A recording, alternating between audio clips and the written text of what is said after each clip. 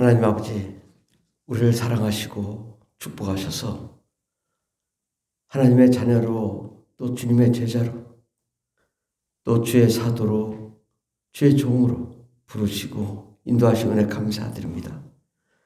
주님이 나를 따르라 할 때 아멘, 내가 주님의 길을 가겠습니다. 주의 일을 감당하겠습니다. 기쁨으로 나아가겠습니다. 순종하며 나아가는 저희들 되게 없어서 함께 하시네 감사드리며 예수님의 이름으로 기도드립니다. 아멘. 찬송가 359장 전했어요. 359장. 전성을 향해 가는 성도들아, 전성을 향해 가는 성도들아, 앞길의 장애를 두려워 말라. 성령이 너를 인도하시리니 왜 지체를 하고 있느냐. 앞으로 전성을 향해 나가세. 전성문만 바라고 나가세. 모든 천사 너희를 영접하러 문 앞에 기다려서 있네. 너 가는 길을 누가 비웃거든 확실한 증거를 보여주어라. 성령이 친히 감화하여 주사 그들도 참기를 찾으리. 앞으로 전성을 향해 나가세. 전성문만 바라고 나가세. 모든 천사 너희를 영접하러 문 앞에 기다려서 있네. 너 가는 길을 모두 가기 전에 내 손에 든 검을 꽂지 말아라. 저마귀 흉계 모두 깨뜨리고 끝까지 잘 싸워 이겨라. 앞으로 전성을 향해 나가세. 전성문만 바라고 나가세. 모든 천사 너희를 영접하러 문 앞에 기다려서 있네. 아멘. 하나님 말씀은 마태복음 4장 15절부터 25절까지 말씀입니다. 스불론 땅과 납달리 땅과 요단강 저편 해변길과 이방의 갈릴리여, 흑암에 앉은 백성이 큰 빛을 보았고 사망의 땅과 그늘에 앉은 자들에게 빛이 빛이었도다 하였느니라. 이때부터 예수께서 비로소 전파하여 이르시되 회개하라, 천국이 가까이 왔느니라 하시더라. 갈릴리 해변에 다니시다가 두 형제 곧 베드로 하는 시몬과 그의 형제 안드레가 바다에 금을 던지는 것을 보시니 그들은 어부라. 오늘 하나님 말씀은 마태복음 4장 19절부터 25절까지. 마태복음 4장 19절부터 19절부터 다 같이 분가하십니다. 말씀하시되 나를 따라오라. 내가 너희를 사람을 낚는 어부가 되게 하리라 하시니 그들이 곧 그물을 버려두고 예수를 따르니라. 거기서 더 가시다가 다른 두 형제 곧 세베대의 아들 야고보와 그의 형제 요한이 그의 아버지 세베대와 함께 배에서 그물 깁는 것을 보시고 부르시니 그들이 곧 배와 아버지를 버려두고 예수를 따르니라. 예수께서 온 갈릴리에 두루 다니사 그들의 회당에서 가르치시며 천국 복음을 전파하시며 백성 중에 모든 병과 모든 약한 것을 고치시니 그의 소문이 온 수리아에 퍼진지라. 사람들이 모든 앓는 자 곧 각종 병에 걸려서 고통당하는 자, 귀신 들린 자, 간질하는 자, 중풍병자들을 데리고 오니 그들을 고치시더라. 갈릴리와 데가볼리와 예루살렘과 유대와 요단강 건너편에서 수많은 무리가 따르니라. 아멘. 오늘 말씀의 제목은 나를 따라오라. 나를 따라오라. 예수님을 따라오라 라는 말씀으로 함께 은혜 받고자 합니다. 예수님은 어떤 분이신가요? 하나님이세요.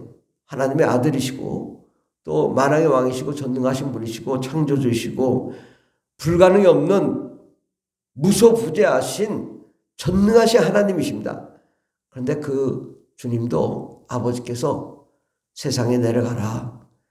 가서 천국의 복음을 증거하시고 가르치시고 또 모든 병을 고치고, 그러나 그 가운데 환난과 핍박과 고난과 십자가 고난이 있지만 주님이 아버지가 가라고 하시니 순종하며 나아갔고 열심히 아버지의 일을 감당한 것입니다.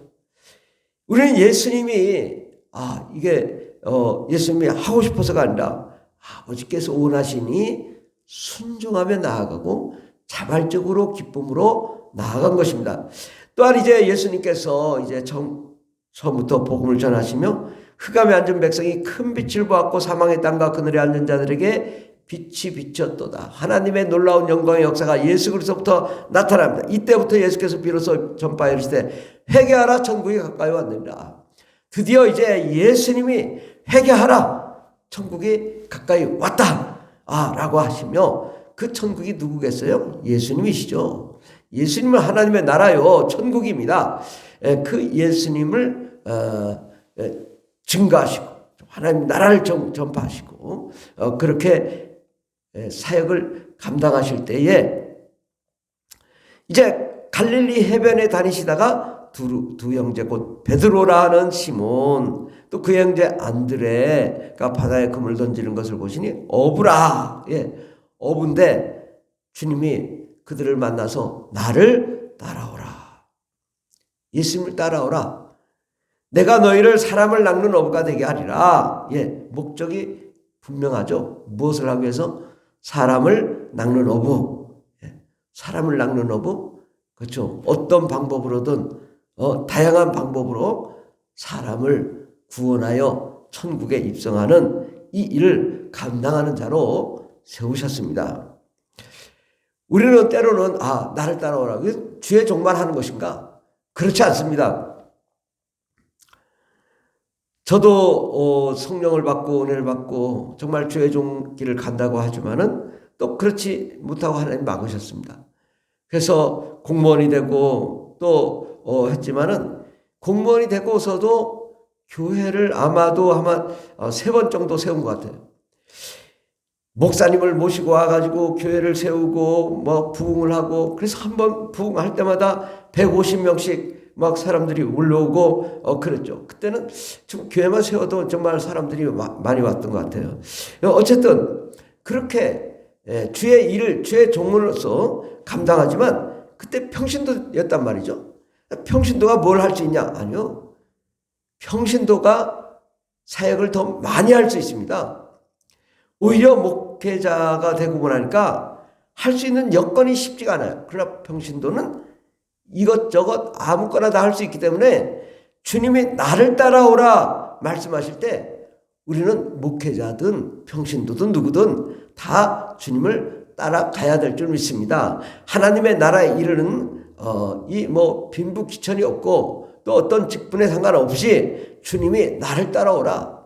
누구에게? 그물 가지고 고기를 잡는 베드로, 시몬과 안드레라는 어부에게 나를 따라오라. 내가 너희를 사람을 낚는 어부가 되게 하리라. 그럴 때 그들은 평신도였거든요. 평신도도 주님이 부르시면 따라가면 되는 것입니다. 그런데 그들이 곧 그물을 버려두고 예수를 따랐다. 자기의 생업, 자기의 모든 것을 우리가 버려두고 가야 된다는 거죠.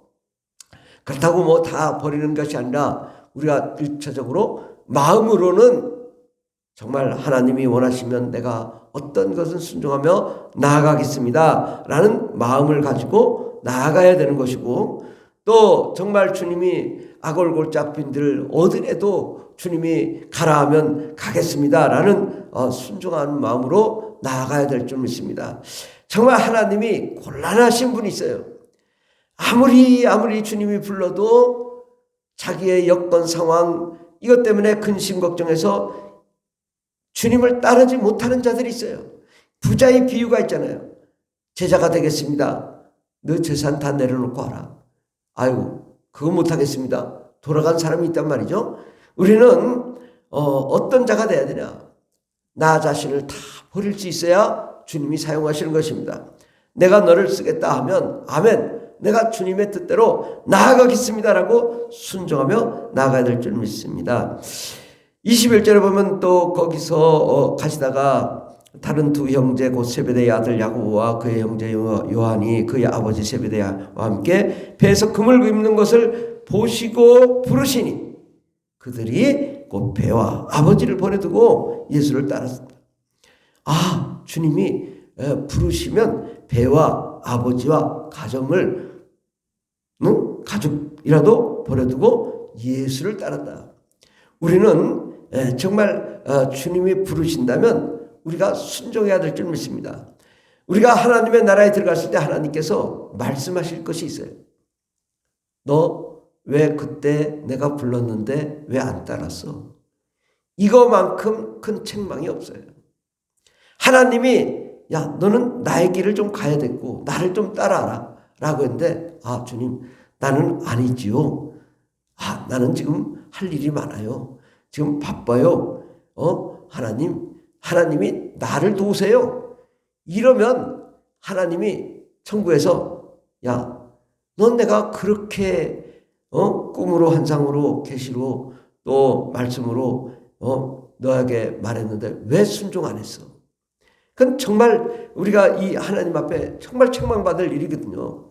그런데 어떤 자를 하나님이 좋아하시냐? 나를 따라오라. 그러면 순순히 긍정적이고 자발적이고 기쁨으로 하나님의 일을 따를 때 하나님이 기뻐하신 거죠. 억지로 끌려와가지고 예배드리고 억지로, 그것도 하루 이틀이지.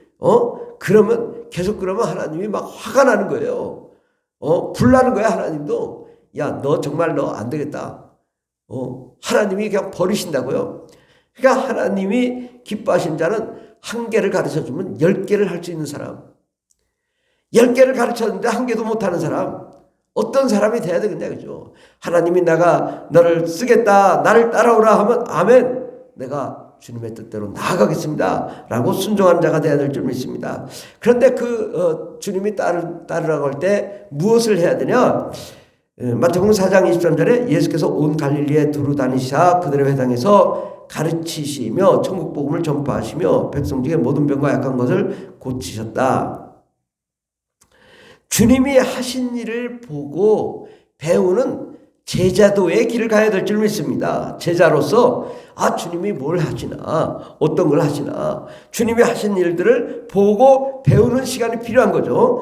그래서 주님이 가르치시고 천국 복음을 전파하시고 백성 중에 모든 병과 모든 약한 것을 고치시는 역사를 자세히 보았던 거죠.